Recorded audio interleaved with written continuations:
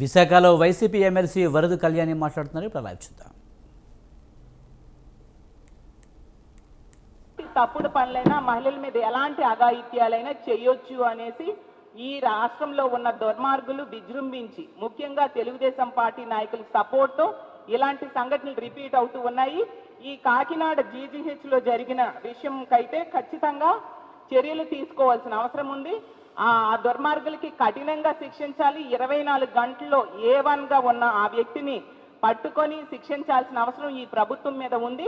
అలాగే వాళ్ళకు సస్పెన్షన్ కాకుండా కఠినమైన శిక్షలు వాళ్ళకి వేయాల్సిన అవసరం ఉంది.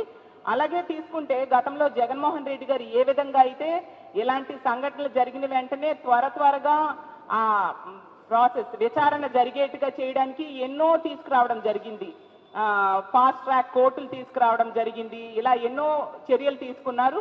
వాటన్నిటిని కూడా ఈ ప్రభుత్వం కూడా అమలు చేసి ప్రజలకి ముఖ్యంగా మహిళలకి రక్షణ కల్పించాల్సిందిగా కోరుతున్నాను. ఈ 50 మంది అమ్మాయిలకి వెంటనే న్యాయం చేయాల్సిన అవసరం ఉంది.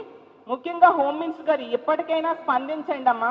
మానవత్వం గురించి స్పీచ్లు ఇవ్వడం మానేసి ఆడపిల్లల మీద అమ్మాయిల మీద ఇలాంటి అఘాయిత్యాలు జరుగుతూ ఉంటే మీరు స్టేట్మెంట్స్కే పరిమితం కాకుండా అక్కడికి వెళ్ళి వాళ్ళకి ధైర్యాన్ని ఇచ్చి భరోసానిచ్చి అండగా నిలబడాల్సిందిగా కోరుతున్నాను.